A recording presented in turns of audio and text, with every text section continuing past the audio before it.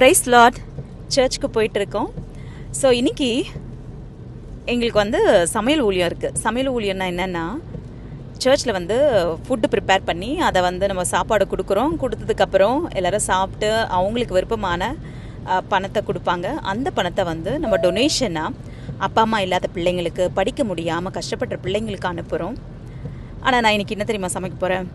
Mutton keema, அதோடு சேர்த்து பட்டாணி உருளைக்கிழங்கு போட்டு நல்ல ஒரு கிரேவி, அப்புறம் பாஸ்மதி ரைஸ், அப்புறம் சில கேக்ஸ் எல்லாம் வச்சுட்டு அதுதான் சர்வ் பண்ண போகிறோம். கிட்டத்தட்ட 100 பேருக்கு சர்வ் பண்ண போகிறோம்.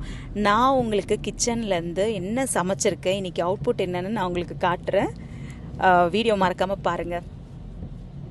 Surprise Lord. நான் சொன்ன மாதிரி சமையல் இப்போ முடிச்சாச்சு. நான் உங்களுக்கு காட்ட போகிறேன். இங்கே வாங்க. ஸோ அதான் கீமா கறி. இது வந்து ஸ்பைசி ஒன்று பண்ணியிருக்கேன். அப்புறம் சில பேர் ஸ்பைசி சாப்பிட மாட்டாங்க, அவங்களுக்கு நான் ஸ்பைசி. அப்புறம் ரைஸ் ரெடி ஆயிடுச்சு.